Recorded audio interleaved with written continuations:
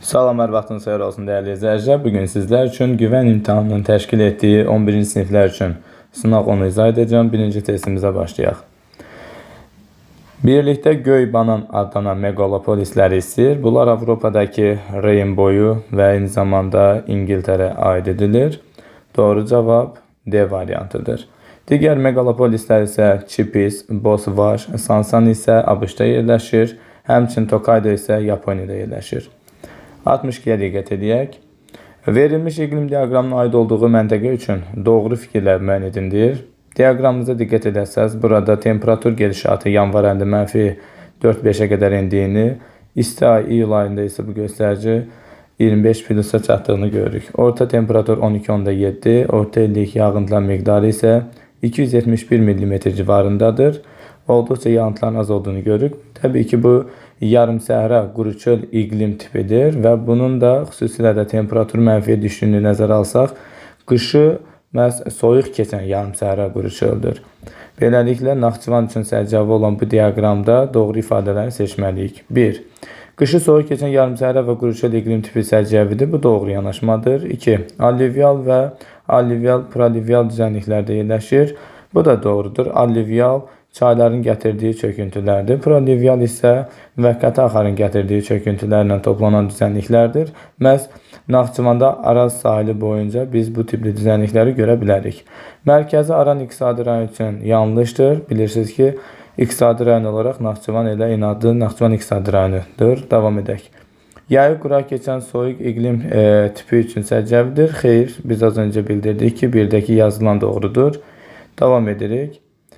Araz çayının toplayıcı hövzəsində yerləşir. Bu doğrudur. Həqiqətən də həmin ərazidən Araz çayına çoxlu qollar tökülür və bu ərazi Arazın toplayıcı hövzəsi hesab edilir. Əhalinin milli tərkibi müxtəlifdir. Biz bura yekcins deyirik Naxçıvan ərazisindən. Xatırlamalısınız ki, həm Naxçıvanda, həm Aran regionunda, həm də Gəncə, Daşkəsən, Qazax, Tovuz iqtisadi rayonlarında əhali yekcins idi. Doğru cavab 1, 2 və 5. Buna uyğun isə C doğrudur. 63 nömrəli testə baxaq. Dəmirəparan çay və Ordubad çayları üçün ümumi əlamətləri bizdən müəyyən etmək tələb edilib. Qidalanmasında yağış suları üstünlüyü təşkil edir. Bu yanlış ifadədir. Dəmirəparan çayda qarbuzlaq, Ordubad çayda yeraltı suların payı daha çoxdur. Sellərin qarşısını almaq üçün hidrotexniki qurğular tikilir və fitomülərtiv tədbirlər görülür. Bu doğrudur, çünki hər iki çayda tez-tez daşlı və daşlı palçıqlı sellər müşahidə edilə bilir. Mübarizə tədbiri kimi 2-də gedən ifadə doğrudur, ortaqdır. Birbaşa kürə tökülmür, bu da doğrudur. Belə ki, Dəmirəparan çayı türəyən çaya, Ordubad çayı isə qeyd edəcəksiniz ki, Araz çayına tökülür və bu da ortaqdır, birbaşa kürə tökülməməsi. Buna uyğun doğru cavab B variantı. Arazın sol qolu olması Ordubada aiddir, Dəmirəparan isə Arazın qolu deyil. İlin əksər dövründə suyun mənsəbə çatdıra bilmir ifadəsi də bu da doğru deyil. Adətən bu tipli quruyan çaylar Qobustan Abşeron regionuna axan çaylara aiddir. 64 nömrəli testə baxaq. Cədvələ əsasən uyğun fikirləri müəyyən etmək tələb edilib. Doğrudan doğrunu, yanlışdan isə yanlışı götürəcəksiniz. Biri oxuyaq. Maşın qayırma, kimya sənayesi və elektroenergetika ilə birlikdə avangard üçlük adlandırılır. Bu doğrudur. ETİ dövründə məhz bu sahələr daha sürətli inkişaf etmiş və avangard üçlük adlanmışdır. Biri götürürsünüz, doğrudan doğrunu seçirik. 2. Yüngül sənayinin coğrafiyası əsasən toxuculuq sənayesinin yerləşməsi ilə müəyyən edilir. Bu da doğru yanaşmadır və o yüzden də bunu da götürəcəksiniz. 3. ETİ dövründə hasıla sənayesinin payı emal sənayesi müqayisədə xeyli artmışdır. Bu yanlışdır, çünki tam əksinə hasilat yox, emal sənayesinin əslində payı daha çox artmışdır. Bu da digər təsərrüfat sahələrinin ondan asılı olmasına əlaqəli idi. Davam edirik. Yanlışlar olan hissəyə diqqət edirik. 4-ə baxaq. İnkişaf etməkdə olan ölkələrdə kənd təsərrüfatında əsas yeri əmtəlik, yəni ixrac istiqamətli tip tutur. Bu yanlışdır. Adətən əmtəlik tip inkişaf etmiş ölkələr üçün sərcəvidir. İnkişaf etməkdə olan ölkələrdə isə istehlak tiplidir. Yanlışdan yanlışı götürəcəksiniz deyənə 4-ü qaralayaq. Beləliklə 1, 2, 4 testimizin Y variantı doğru cavabıdır. 5-ə diqqət edək. Əfqanistan, Özbəkistan və Türkmənistanda Qaragöl, yəni yumuşaq yunlu qoyunçuluq inkişafına görə seçilir. Bəs bu quraq yarım səhra zonada əlbəttə ki, bu sahə seçilir, doğrudur. Amma biz yanlışı götürməliydik, onu görə sildik. Donurçuluq kartof əkinləri rayonlarına, iri sənaye mərkəzlərinə və əhalinin sıx məskunlaşdığı rayonlara meyillidir. Bu da doğrudur. Tullantılarla qidalanan bu sahə üçün verilən ifadə doğrudur. Biz isə bunu götürməyəcəyik. 65 nömrəli testə baxırıq. Qapıcıq zirvəsi ilə Xəzər dənizi arasındakı atmosfer təzyiq fərqini hesablayın. Qapıcıq zirvəsi Zəngəzur əndir nöqtəsidir. 3904 metr hündürlüyə malikdir. Xəzər dənizi isə dünya okeanından 27 metr səviyyəsi aşağıdır. Aradakı fərqi böyükdən kiçik çıxmaqla tapırsınız. 3904-dən çıxırıq. -27. Bu da eləyəcək. 2 mənfi toplama verir. 3931 metr. Təzyiq fərqi bilməlisiniz ki, hər 10 metr qalxanda 1 millimetr civə sütunu təzyiq azalır. Əlbəttə ki, bu hündürlüyü də ona bölməklə təzyiq fərqinin müvafiq olaraq A variantındakı kimi 393,1 millimetr civə sütunu olduğunu tapa bilərdiniz. 66 nömrəli testə baxaq. Xəritə sxeması əsasən hansı iqlim yarım tipinin yerinin səhv verildiyini müəyyən edin. Variantları oxuyaq. A-da 3 rəqəmi ilə yağıntıları bərabər paylamlanan isti iqlim tipi təqdim edilib. Həqiqətən də bu sarmazicanlı olduğu bu hissədə doğru təqdim edilib. Bizdən yanlış istəyir. B-də 4 deməli qışı quraq keçən mülayim isti iqlimdir. Həqiqətən qanıq əyişlərdə təqdim edilən bu tip qışı quraq keçən mülayim isti iqlimdir. Bu da doğrudur. C-də 1 rəqəmli isə qışı quraq keçən mülayim isti iqlim tipi qeyd edilib. Həqiqətən də Gəncə Qazaxıstan bu hissələri doğru təqdim edilir. D variantında 2 üçün yayı quraq keçən mülayim isti iqlimdir. Bu da doğru yanaşmadır. Kiçik Qafqazın cənub-şərqi üçün doğrudur bu da. Burada yanlış olan Y variantıdır. Təqdim edilən 5 rəqəmli Lənkəran varlığında yağıntılar bərabər mülayim isti iqlim yox. Yayı quraq keçən mülayim isti iqlim olmalıydı. Yağıntılar bərabər mülayim isti iqlim 5 bu hissədə yazılmalıydı. Davam edək. 67-yə diqqət edək. Xəritə sxemdə sual işarəsi ilə verilən ada üçün doğru fikirləri müəyyən etmək tələb edilib. Təqdim edilən ada Cənub yarımkürəsinin sahəsinə görə ən böyük adası olan Yeni Qvineya adasıdır. Birinci ifadəyə diqqət edək. İki ölkəyə aiddir. Bu doğru yanaşmadır. Belə ki, onun qərb hissəsi İndoneziya, onun şərq hissəsi isə Papua Yeni Qvineya dövlətinə aiddir. Davam edək. 2. Əhali əsasən Khoisan dil ailəsinə mənsubdur. Bu yanlışdır. Khoisan dil ailəsi Afrikada, xüsusilə də Namibiya, Botswana kimi dövlətlərin ərazisinə uyğun gəlir. Təqdim edilən adada yaşayanlar isə daha çox deyəcəksiniz ki, Avstraneziya və yaxud da ki, xüsusilə də Papuas dil ailəsinə aiddir. Üçüncüdə, demoqrafik keçidin birinci mərhələsində olan ovçuluq və yığıcılıqla məşğul olan qəbilələr yaşayır. Bu da doğrudur. Xüsusilə də demoqrafik keçidin birinci mərhələsi bilirsiniz ki, yüksək doğum və yüksək ölüm səciyyəvi olan qəbilə halında yaşayan toplumlar üçün səciyyəvidir. Papua Yeni Qvineya hissədə tropik meşələrdə yaşayan bəzi qəbilələr məhz bu mərhələdə aid edilir. 4-də, ekvatorial və subekvatorial iqlim qurşağında yerləşməsi. Bu da doğrudur. Hansı ki, şimal hissəsi ekvatorial, cənub hissəsi subekvatorial iqlimə uyğun gəlir. 5-də, zəlzələ və müasir dağ əmələ gəlmə zonalarından kənarda yerləşir. Bu yanlışdır. Əsasən elə seismik zonada yerləşir. Litosfer havaların sərhəd hissəsidir. Davam edək. Sahillərini Yava dənizinin suları yuyur. Bu da yanlışdır. Xüsusilə də biz burada müvafiq olaraq Arafur dənizini və yaxud da ki, həmçinin Mərcan dənizini görə bilərik. Eyni zamanda Salomon dənizini görə bilərik, amma Yava dənizini görə bilmərik. Beləliklə doğru cavab 1-3-4 A variantı. 68-ci testə baxaq. Hansı ölkənin Antarktida materikində elmi tədqiqat stansiyası yoxdur? Daimi əhalisi olmayan Antarktida materikində bir çox ölkənin elmi tədqiqat mərkəzi yerləşir.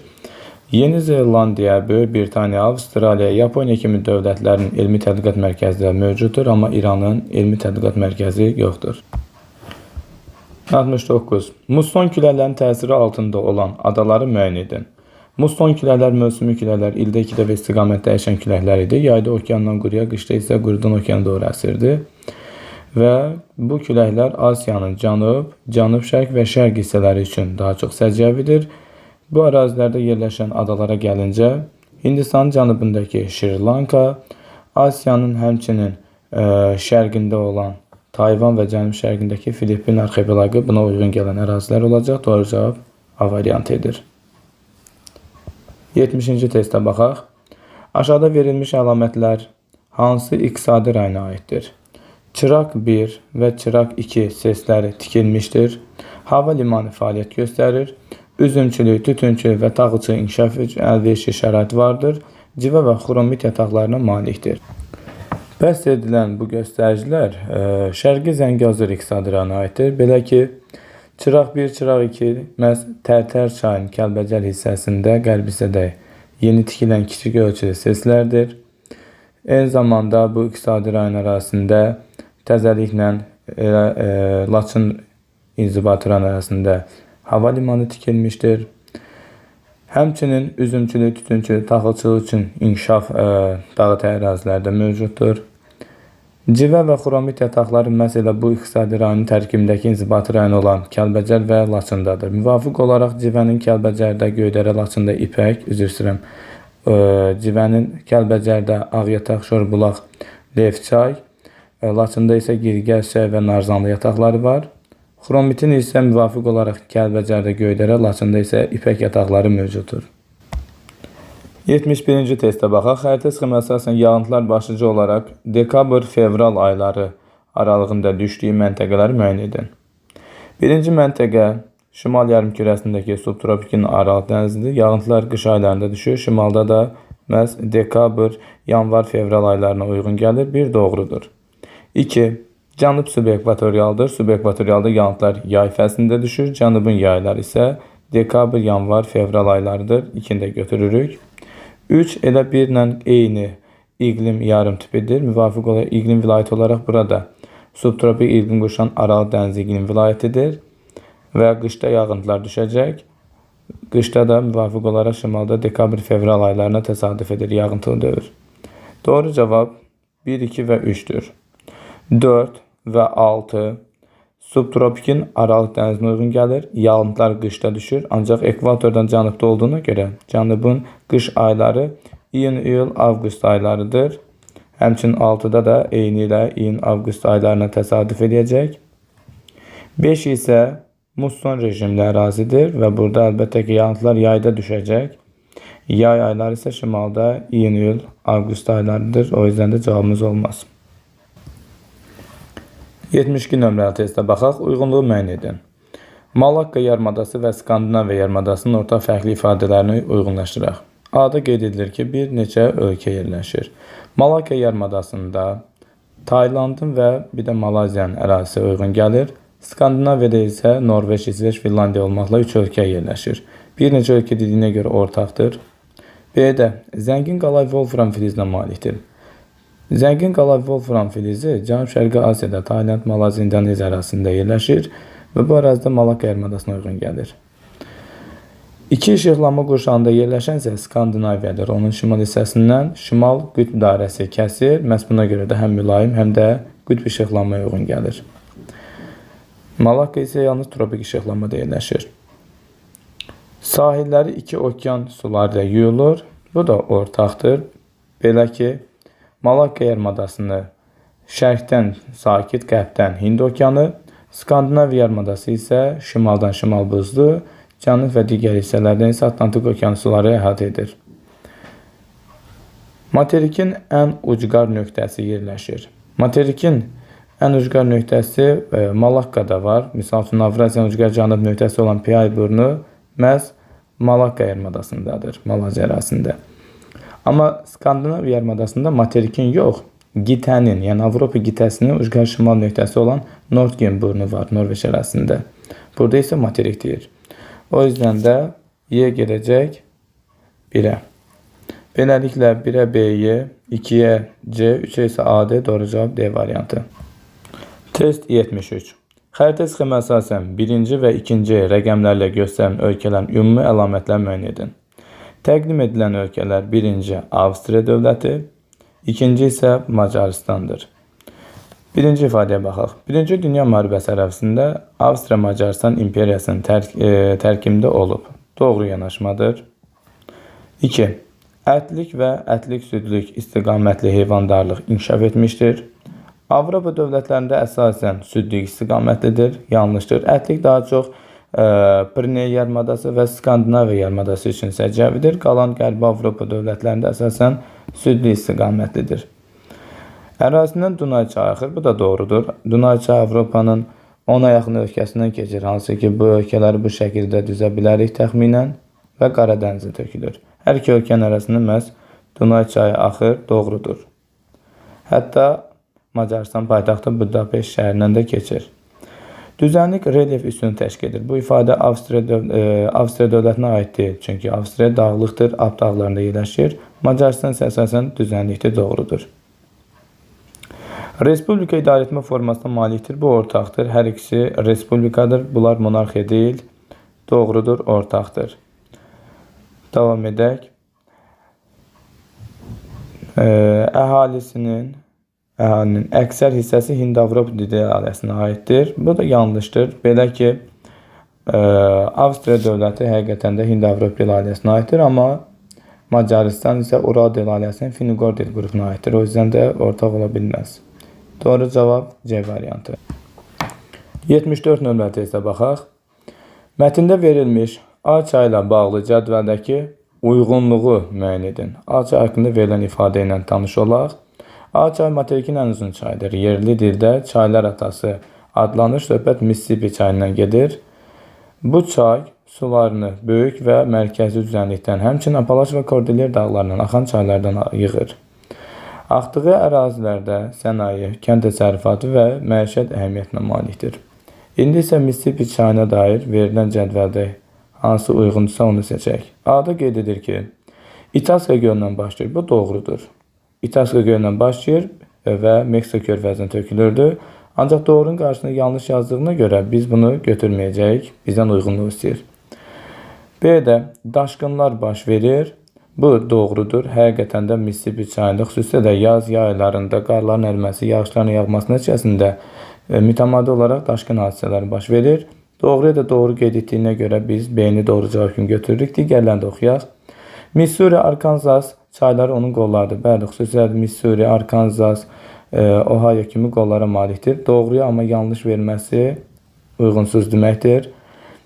Meksika körfəzinə tökülür. Bu da doğru ifadədir, ancaq yanlış yazması deməli uyğunsuzluğu göstərir.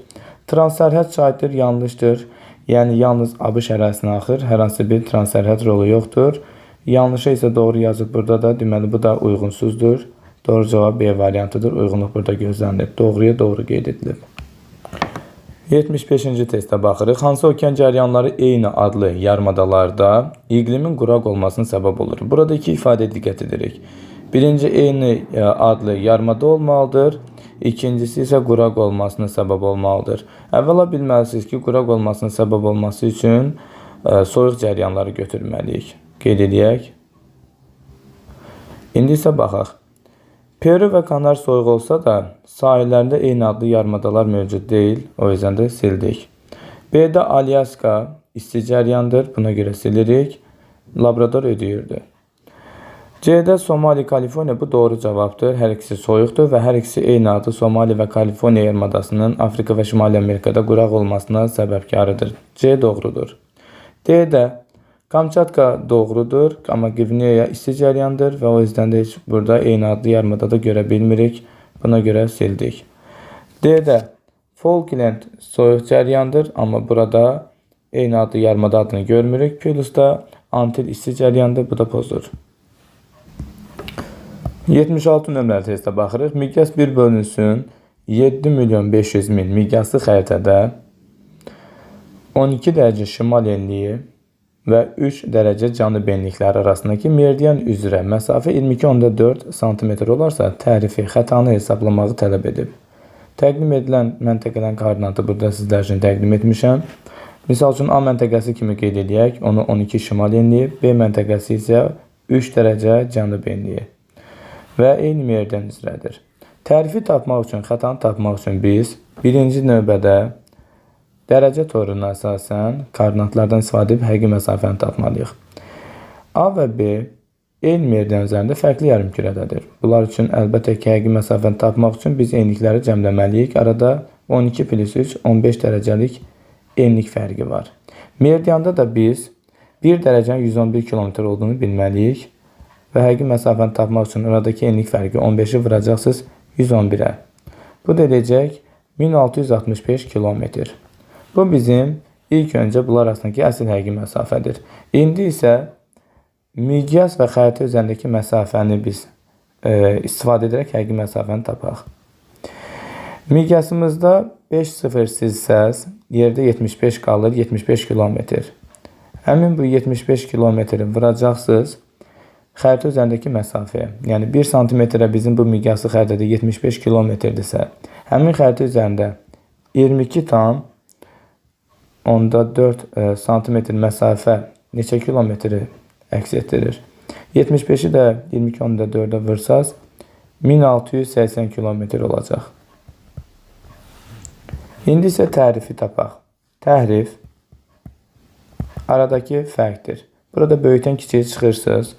1680-dən çıxacaqsınız. 1665 kilometri. Doğru cavabımız 15 kilometrdir.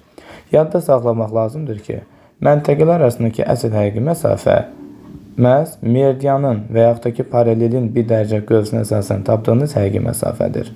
Miqyasa əsasən tapdığınız isə xətalıdır. Bu isə xətalı cavabımızdır. Aradakı fərqi isə böyükdən kiçiyə çıxmaqla tapırıq. Bizdən soruşulan isə C variantındakı rəqəm idi. Test nömrə 77-yə baxaq. Cədvəldə verilən Şimali Afrika ölkələrindən hansılarının yerini dəyişsək, onların qərbdən şərqə doğru düzgün sırasını müəyyən etmək olar. Qərbdən şərqə müvafiq olaraq Mərakeş, daha sonra Əlcəzair, Tunis, Liviya və Misirdir. Burada gördüyünüz kimi Tunis ilə Əlcəzair yerini dəyişmək lazımdır. Liviya, Misir isə doğru təqdim edilib. Beləliklə doğru cavabımız 2 və 3 A variantıdır. 78-ci testə baxaq. Aşağıdakı fikirlərdən hansı Braziliya yaylası üçün doğru deyil? Səthi bərk süxurlarla örtülüdür. Doğru yanaşmadır. Dərin çay dərələri ilə parçalanması da doğrudur.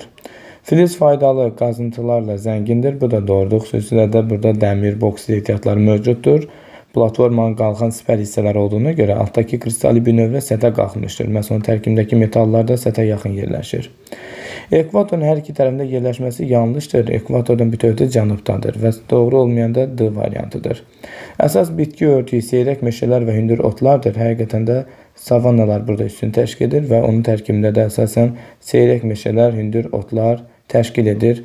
Bu da doğrudur. 79-cu testə diqqət edək. Eyler-Venn diaqramı tamamlayan bəndi müəyyən edin. Orta ifadələri götürməliyik. Talış fiziki coğrafi rayonu ilə Qonaqkənd fiziki coğrafi rayonu üçün. Tektonik qırılmalar boyu mineral bloklar yayılmışdır. Əslində bütün dağlıq ərazilərin düzənliklərlə qovuşan hissədə sınma xətləri qırılmalar var. Bu hissələrdə də tektonik qırılmalar boyunca mineral bloklar səthə çıxır. Doğru yanaşmadır. Həmsərə dolu fiziki coğrafi rayon Xəzər sahilində yerləşir. Bu da doğrudur. Belə ki, Talış fiziki coğrafi rayon şərqindəki Lənkəran fiziki coğrafi rayonu, Qonaqkəndin də şərqindəki Samur Dəvətçi fiziki coğrafi rayonu məhz Xəzərə çıxışı var.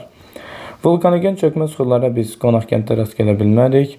Alp-subab çəmənliklərin yayılması bu ifadəsi də xüsusilə Qonaqkənddədir. Bu səfər Talışda demək olar ki, rast gəlinmir. Burada landşaft inversiyası mövcud idi. Çayları birbaşa Xəzərə tökülməsi ortaq olacaq. Doğru cavabda 1-2-5 Y variantı olacaq. Belə ki, Talışdan başlayan və Qonaqkəndin ərazisi olan yan silsilədən mənbəyini götürən və yaxud da ki, Baş Qafqazın şimal-şərqindən axan çaylar birbaşa Xəzərə töküləcəklər.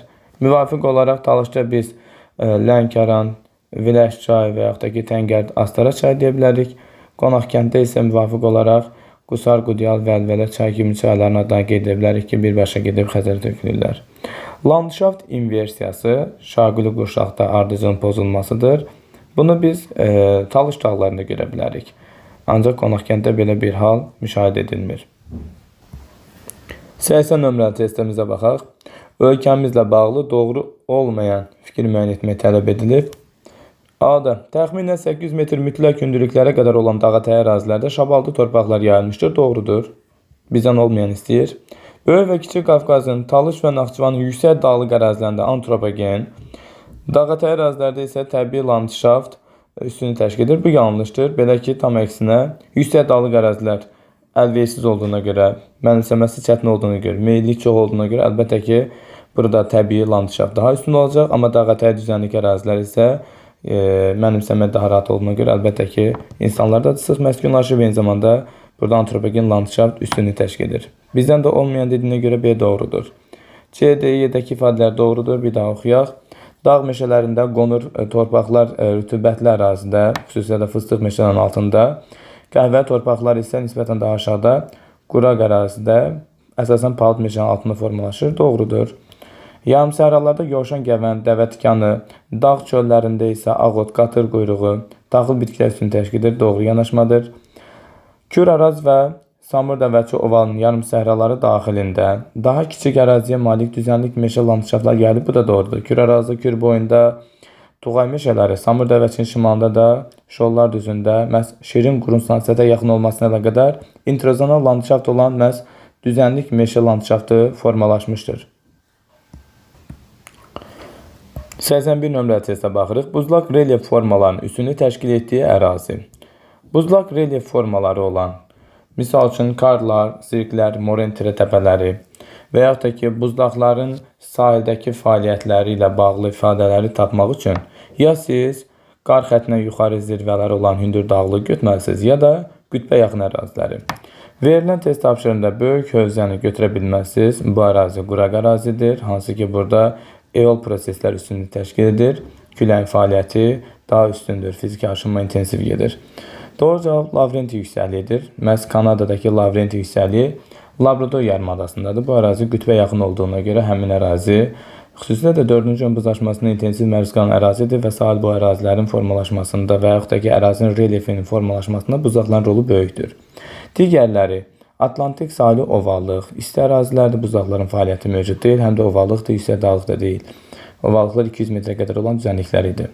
Uluru massivi, xüsusilə də Eyrstroke, Avstraliyada səhraların ortasında olan bir qırmızı qumla örtülü massivdir. Bu ərazilər eol proseslər, fiziki aşınma intensiv getdiyi ərazilərdir. Eol proseslər dediyimiz küləyin fəaliyyətidir. Belə ərazilərdə xüsusilə də deyə bilərsiniz ki, duyun barxanlar ətraf ərazilərdə formalaşa bilir. Hammersi dağları da eynilə Avstraliyadadır. Xüsusilə də onu da yadda saxlayın ki, Avstraliya eol prosesinin üstün getdiyi əsas materiklərdən biridir. Ərazinin böyük hissəsi quraq olması ilə əlaqədar və burada qar xəttinə malik dağ da yoxdur, cavan dağ da yoxdur, fəaliyyətdə olan vulkan da yoxdur deyə əlavə məlumatlar kimi yadınızda saxlaya bilərsiniz. 82 nömrəli test tapşırığına baxaq. Türk dövlət və ya qurumların yerləşdiyi coğrafi obyektləri seçin. Üst yurt platosu Qazaxıstandadır, doğrudur. Burada həm dövlət, həm də qurumların ərazilərinə düşənləri seçmək lazımdır. İkini də doğru qəbul edək. Belə ki, Şərqi Avropa düzənliyi ilə Rusiyadakı Türk dövlət qurumları olan Volqa-boyu Ural regionundakı Başqordistan, Tatarstan və Çuvaşiya aid ediləcək. Doğrudur bu da. Böyük Xinqan-Çin ərazisində yanlışdır. Burada həmin bu hissə üçün hər hansı Türk dövlət qurumu və yaxud da respublika yoxdur. Alaşan dağlarda eyni ilə ərazisində yoxdur təbii ki, Türk dövlət qurumları olduğu ərazidə. Amma Verxoyansk hissəsində olacaq. Xüsusilə də Rusiyanın şərqindəki Verxoyansk hissəsi Saxa Respublikasının ərazisinə uyğun gəlir. Sxota-Alin də uyğunsuzdur, o da Rusiya ərazisindədir. Beləliklə, doğru cavab 1, 2 və 5. D variantı doğrudur. Bu arada Alaşan dağları elə Çin ərazisindədir. Qeyd elədiyimiz kimi, həmin hissədə hər hansı bir Türk dövlət və ya qurumu yerləşmir. 83-cü testə baxaq. Çayın düşməsi 428 metr, orta meyilli 0.8 metr bölü kilometr olarsa, onun uzunluğunu hesablayın kilometrlə. Əvvəla meyillik düsturunu xatırlayaq. Meyillik tapmaq üçün biz çayın düşməsini onun uzunluğuna bölürdük. D bölünsün L. Verilənləri yerinə qoyaq. Meyillik bizə verib 0.8 metr bölünsün kilometr bərabərdir. Düşməni də bizə verib 428 metr. Buradan bizə uzunluğu kilometrindən tapmaq istəyir. X-dən əvəzləyək.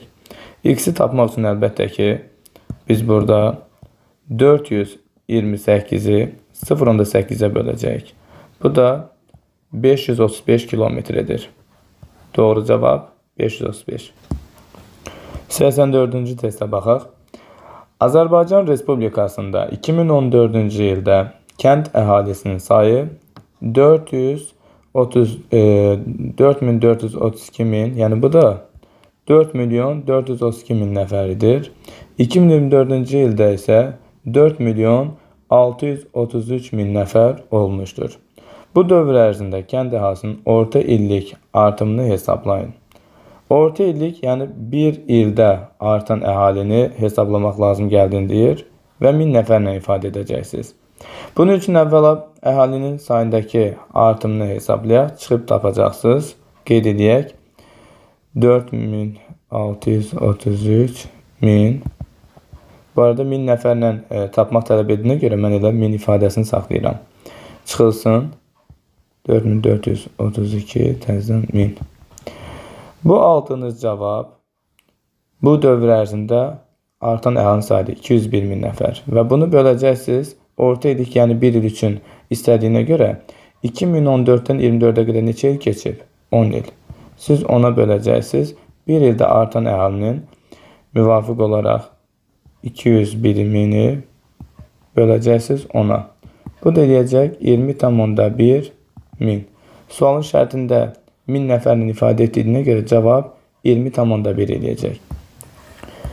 85 nömrəli testə baxaq. Qazangöl dağı və Biçənək aşırımı üçün ümumi əlamətlər müəyyən edin. Qazangöl dağı Zəngəzur silsiləsində yerləşən Ordubad ərazisində hündürlüyü 3829 metr olan zirvədir. Biçənək aşırımı. Aşırımlar bir silsilədən digər silsiləyə keçid üçün əlverişli hissələrdir. O da Zəngəzur silsiləsində yerləşir. 2346 metr hündürlüyə malikdir. Ortaq ifadələrə baxaq. 1. Kiçik Qafqaz tektonik zonasında yerləşir. Bu doğrudur. Həqiqətən, Naxçıvandakı dağlıq ərazilər ilə Kiçik Qafqaz tektonik qalxmasına aid edilir. 2. Mülayim isti iqlim tüpü hakimdir. Naxçıvanda ümumiyyətlə mülayim isti iqlim mövcud deyil. Bu ərazilər dağ tundraya aiddir və yaxud da ki, soyuq iqlim deyəcəksiniz. 3. Günlük Qapıcıq fiziki coğrafi rayonunda yerləşir. Bu ifadə doğrudur. Hər ikisi günlük Qapıcıq fiziki coğrafi rayon ərazisinə aiddir. Paleozoik yaşlı suxurlar burada yoxdur. Burada paleogen yaşlı Kanizoerasının suxurları daha çox üstünü təşkil edir. Zəngəzur Milli Parkın ərazisindədir. Doğrudur. Akademik Həsən Əliyev adını daşıyan Milli Parkın ərazisindədir hər ikisi. Dağ meşə landşaftları geniş ərazini əhatə edir. İqlimin quraq kontinental keçməsi meşə landşaft formalaşmasını məhdudlaşdırır. O yüzden də bu da yanlışdır. Beləliklə doğru cavabımız 1, 3 və 5. 86. Bütün fəsillərin aydın müşahidə edildiyi ölkələr. Bütün fəsillər deyirsə 4 fəsil istəyir. 4 fəsil bilməlisiniz ki, mülayim və subtropik iqlimdə müşahidə edilir. İndi isə bu iqlim qurşaqlarına uyğun gələn ölkələri seçək. Avropada yerləşən Rumıniya olar, mülayimdədir. Amma Gabon Afrikadakı olmaz, ekvatorialda da burada bir fəsil olur. Panama, əsasən subekvatorial götürə bilərsiniz. 2 fəsil deyəcəksiniz, 4 fəsil olmadı. İrlandiya olar, mülayimdədir, dəniz vilayətindədir. Macaristan da olar, mülayim kontinentaldadır, Rumıniya kimi. Deyəcəksiniz ki 1, 4, 5. Doğru cavab 1, 4, 5'dir. Malazya ekvatorialdadır, bir fəsil olacaq. 87 nömrəli testə baxaq. Uyğunluğu müəyyən etmək tələb edilib. A-nı oxuyaq. Qana, Côte d'Ivoire və Braziliya kimi ölkələrdə verilənlərdən kakaoya aiddir. İstehsal olunan şəkərin 60% ilə şəkər qamışı verir B gedər 3-cüyə. Əsasən heyvandarlıqda yem bitkisi kimi istifadə edilir. Şəkər çoxdur, xüsusilə də donuzçuluğun coğrafiyası məhz bundan asılı idi. Ç getdi 2-ciyə. Mülayim qurşağın ölkələrində Çin, Rusiya, Ukrayna, Polşa bu şəkər çuğunduruna aiddir. Şəkər qamışı isə tropik bitkisidir. Y-yə baxaq. Əsas istehsalçıları Norveç, İsveç, Finlandiyadır. Bu ölkələrdə təqdim edilən bu təsərrüfatın heç biri inkişaf etməyib. Ümumiyyətlə, təqdim edilən bu ölkələrdə diqqətli olun, soyuq ərazilərdir, aqroqlim ehtiyatları məhduddur, əkinçiliyin inkişafı qeyri-mümkündür bu ərazilərdə. O yüzden də heç birinə götürmürsünüz yəni. İndi isə situasiya tapşırıqlarını izahına başlayaq. İlk öncə situasiyanı oxuyaq. A ölkəsinin ərazisinin böyük bir hissəsi iki yarımadada yerləşir. Bu yarımadalardan biri Asiya, digəri isə Avropa qitəsində yerləşir. Ölkənin Asiya hissəsi Avropa ilə müqayisədə daha böyükdür. A ölkəsinin sahillərini 4 dənizin suları yuyur. Paytaxtı ölkənin ən böyük şəhəri deyil. Bu ölkə Azərbaycanla da quru sərhədinə malikdir. Onun əhalisinin sayı 85 milyon 347 min nəfər, əhalinin sıxlığı isə 109 nəfərdir hər kvadrat kilometrə. İqlim və relyef şəraiti burada təsərrüfat sahələrinin yerləşməsinə böyük təsir göstərmişdir. Qeyd edilən ifadələri oxuyanda yəqin ki, söhbətin Türkiyədən getdiyini tapdınız. Yəni burada iki böyük yarımadada yerləşir. Söhbət Balkan və Kiçik Asiya yarımadası, xüsusilə də 4 dəniz olaraq Qara, Mərmərə, Egey, həmçinin Aralıq dənizindən əhatə edilməsi, bundan əlavə Azərbaycanla da quru sərhədinə malik olması kimi ifadələr əlbəttə ki, Türkiyədən söhbət getdiyini rahatlıqla tapmağa kömək edir. İndi isə 88 nömrəli tapşırığa baxaq. A ölkəsini müvafiq olaraq bura qeyd edək. Türkiyə, onun yerləşdiyi iki yarımada, onu isə burada qeyd edək. Balkan, bu təxminən 3% hissəsi düşür ərazisinin. Eyni zamanda bir də Kiçik Asiya yarımadası. Davam edirik. Bir də 4 dənizin adını istəyir. Şimaldan Qara dəniz, daha sonra şimal-qərbdən Mərmərə, qərbdən Egey və cənubdan Aralıq. Sualımızın tapşırığı belə bu şəkildə cavablanmalı idi. 89-a baxaq. A ölkəsinin paytaxtı və ən böyük şəhərlərin adlarını qeyd etmək tələb edilib. Cədvəldə birinci tərəfdə. Paytaxtı Türkiyənin Ankaradır. Ankara şəhəri. Ən böyük şəhəri isə İstanbul şəhəridir.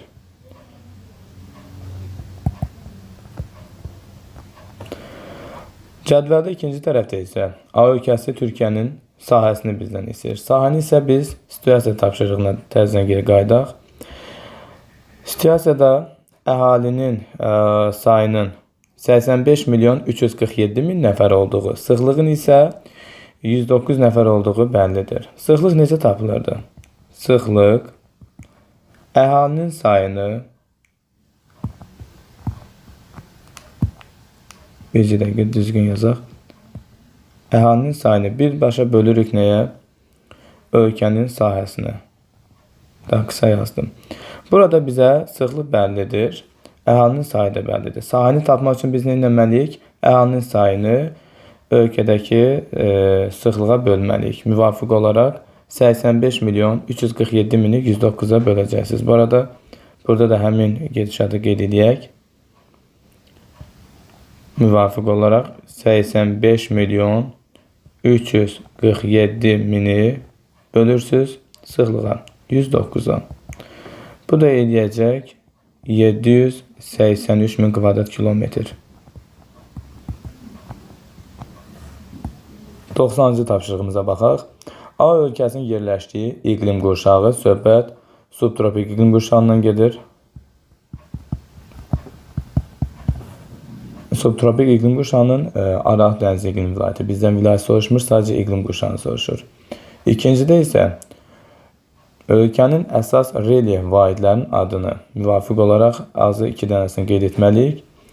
Türkiyə ərazisi əsasən dağlıq relyefə malikdir və şimaldan Pont qeyd edək. Pont dağları, cənubdan Tavr və ya Toros dağları, Tavr və ya Toros dağları. Eyni zamanda həmin bu dağlar arasında da Anadolu yaylası yerləşir.